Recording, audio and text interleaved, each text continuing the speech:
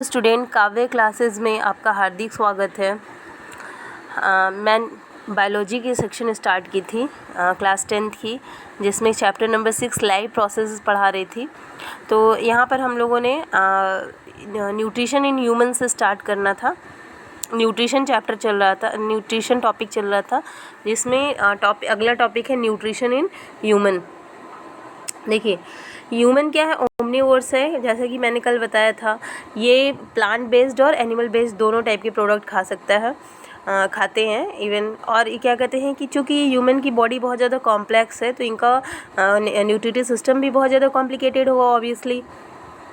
तो ह्यूमन की digestive system में आता है एलिमेंट्री कनाल और कुछ डाइजेस्टिव ग्लैंड्स आते हैं, ठीक है। और ये दोनों मिलके हमारी बॉडी को नरिश करते हैं। अब हमारे डाइजेस्टिव सिस्टम में 5 स्टेप होते हैं। कितने स्टेप होते हैं? 5 स्टेप होते हैं। That is ingestion, digestion, absorption, assimilation and egestion. तो मैंने जब अमीबा और पैरामीशियम का न्यूट्रिशन में पढ़ा रही थी, तो उस वक्त मैंने डिस्क्राइब किया था इन 5 स्टेप को। ओके, अब इसमें से जो 4 स्टेप है, इंजीशन, डाइजेशन और एब्जॉर्प्शन और इजीशन, ये तो हमारे एलिमेंट्री कनाल में होता है। ये एसिमिलेशन जो इसमें चौथा स्टेप है, एसिमिलेशन, वो जो है वो हमारी होल बॉडी में होता है। ओके, अब बात करते हैं एलिमेंट्री कनाल क्या है। एलिमेंट्री कनाल एक ट्यूब है जो कि हमारे माउथ से शुरू होता है और एनस पे ख़त्म होता है। अब ह्यूमन में ये जो है इसकी जो डायमीटर है अलग अलग लोगों में अलग अलग हो सकती है। जैसे कि अगर बच्चे हैं तो उनकी डायमीटर कम होगी और एडल्ट्स की डायमीटर ज़्यादा होगी। बात करते हैं कि इसके भी कई पोर्शन हैं एलिमेंट्री कनाल के, जैसे oesophagus, stomach, small intestine, large intestine. अब इनको हम एक एक करके पढ़ेंगे। मैंने बताया था एलिमेंट्री कनाल का स्टार्ट होता है माउथ से। तो ये एलिमेंट्री कनाल की ओपनिंग होती है और यहाँ से फूड का इंजेशन होता है, यानी फूड का इंटेक होता है। तो अब माउथ की जो कैविटी होती है उसको हम बक्कल कैविटी कहते हैं। और बक्कल कैविटी के अंदर क्या होता है भाई? दांत होते हैं और जीभ होते हैं, ठीक है। तो अच्छा, हमारा जो टंग होता है इसके पास होते हैं टेस्ट बर्ड। ये जो होता है हमें फूड के टेस्ट का सेंस देता है। ये भी एक सेंस ऑर्गन है, आप लोग को पता है। ये हमें फूड के टेस्ट बताता है। अब बात करते हैं कि दांत क्या करते हैं। देखिए, दांत जो होते हैं वो फूड के फिजिकल डाइजेशन में मदद करते हैं, यानी कि खाना का फिजिकल ब्रेकडाउन करते हैं। फिजिकल ब्रेकडाउन मतलब यहाँ कोई एंजाइम्स, अभी दांत क्या है? दांत सिर्फ उसको पीस रहा है और काट रहा है, खाने को छोटे छोटे टुकड़ों में तोड़ रहा है। अब बात करते हैं कि जो टंग है वो क्या करता है। टंग में टेस्ट बर्ड होते हैं। मैंने बताया कि ये फूड को क्या कहते हैं, टेस्ट प्रोवाइड कराते हैं कि भाई ये फूड का टेस्ट कैसा है। अच्छा, मुंह में एक बहुत इंपॉर्टेंट चीज़ है, that is salivary gland. Salivary gland क्या होता है कि हमारे मुंह में 3 जोड़े सलेवरी ग्लैंड होते हैं जो कि सलाइवा जो है मुंह में देते हैं। अब इस सलाइवा का क्या काम है, ये सब हम आगे पढ़ेंगे। अगला है टिथ। टिथ जो है वो हमारे बॉडी का बहुत हार्ड स्ट्रक्चर होता है जो बक्कल कैविटी में पाया जाता है। इसका काम होता है खाने को चीरना, फाड़ना, कूचना, पीसना होता है। अच्छा, टिथ का अगर हम वर्टिकल यानी एलएस देखें तो टिथ के कितने होते हैं? 4 लेयर्स होते हैं। टिथ के कितने लेयर्स होते हैं? 4 लेयर होते हैं। That is enamel, dentine, cement and dental pulp. क्या क्या होते हैं? Enamel, dentine, cement and dental pulp. अब देखो, इनामिल क्या होता है? इनामिल जो होता है आउटर मोस्ट शाइनी लेयर होता है, जो कि इसमें मिनरल्स की मात्रा बहुत ज़्यादा होती है और ये हमारे बॉडी का हार्डेस्ट पार्ट होता है। अब कहते हैं कि ये एक सेकेंड,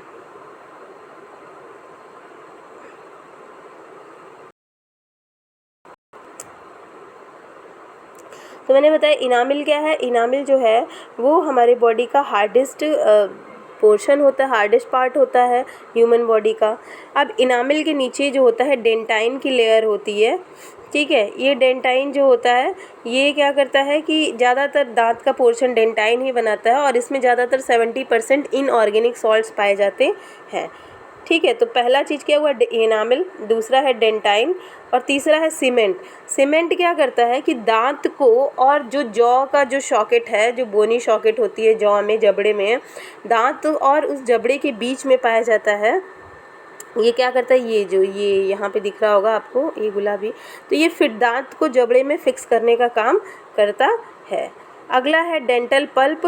डेंटल पल्प क्या होता है, सबसे बीच का सॉफ्ट पार्ट होता है जिसमें बहुत सारे नर्व्स एंडिंग्स होते हैं, लिम्फ होते हैं, लिम्फ वेसल्स होते हैं, ब्लड वेसल्स होते हैं और बहुत सारा कनेक्टिव टिश्यू पाया जाता है। अब बात करते हैं कितने टाइप के दांत होते हैं। तो ह्यूमन में 4 टाइप के टीथ होते हैं, दैट इज़ इंसाइन, मोलर्स, प्रीमोलर्स, और इनका अलग अलग फंक्शन होता है। तो सबसे पहले जो आगे के, अगर हम देखिए आगे के 4 दांत जो हमारे होते हैं, 4 ऊपर के और 4 नीचे के, तो वो क्या कहलाते हैं, वो हमारे कहलाते हैं इंसीजर्स। ओके, अब बात करते हैं कि कनाइन्स, इंसीजर के दोनों साइड क्या होते हैं, एक एक कनाइन पाए जाते हैं। फिर होते हैं मोलर, फिर होते हैं प्रीमोलर्स जो कि 2-2 पाए जाते हैं। कितने होते हैं, हमारे कनाइन के जस्ट बाद 2-2 होते हैं। और लास्ट है मोलर। मोलर जो होते हैं वो 3-3 होते हैं, दोनों साइड 3-3 होते हैं। तो ओवर 16 दांत ऊपर हो जाते हैं। कैसे, 4 इंसीजर के कैसे हो जाते हैं, 4 इंसीजर के, 4 इंसीजर हो गए, फिर 2 कैनाइन हो गए और 2 प्रीमोलर हो गए और 2 कैनाइन हो गए और दोनों तरफ मिला के 4 प्रीमोलर हो गए और आपके 6 जो हो गए वो मोलर हो गए। तो ये हो गए 6 12 12 4 16, तो कितने हो गए 16। हमारे कितने हो गए भाई, 16 दांत हर जो है जॉ में, हर ऊपर वाले जबड़े में भी, और 16 दांत नीचे वाले जबड़े में होते हैं। तो 16-16 32 दांत होते हैं। अच्छा, यहाँ मैं ये भी बताना चाहूँगी कि ह्यूमन में 2 बार दांत निकलते हैं। एक बार टेम्प्रोरी टीथ निकलता है जिसको मिल्क टीथ कहते हैं, जो कि 10 से 12 साल की उम्र में फिर वो सारे झड़ के नए दांत आ जाते हैं, वो टूट के नए दांत आ जाते हैं और वो परमानेंट टीथ आते हैं। अच्छा, अब आगे बात करते हैं। तो हमें समझ में आ गया कि टीथ के बारे में समझ में आ गया कि हमारे 4 टाइप के टीथ होते हैं, इंसीजर, कनाइन, मोलर और प्रीमोलर। अब यहाँ पे टीथ का स्ट्रक्चर भी है जिसको आप देख सकते हैं। अगला जो पोर्शन होता है वो है, अगला यहाँ पे मैं सलाइवा छोड़ रही हूँ, इसलिए छोड़ रही हूँ कि जब सलाइवा हमारा एसोसिएटेड डाइजेस्टिव ग्लैंड में आ जाता है, तो जब हम ग्लैंड